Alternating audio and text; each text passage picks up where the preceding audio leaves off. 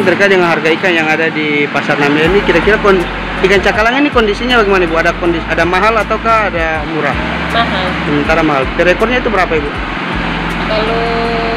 Kalau yang begitu 100, ada yang 150, kalau besar sekali 200. Oh, yang besar sekali 200. Kira-kira untuk ikan sendiri ini Ibu dapat dari mana? Hasil dapat sendiri, suami yang mancing sendiri. Sendiri.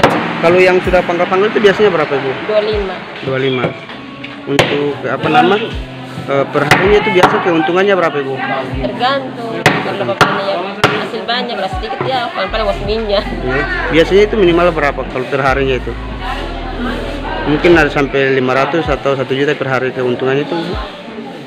Ya kadang 500. Oh, kadang 500. Ya, terus untuk kondisi ikan mahal ini karena apa Ibu boleh tahu? Itu tergantung lautan, ada ombak. Oh, ombaknya sementara sekarang ada ombak. Terima kasih Bu.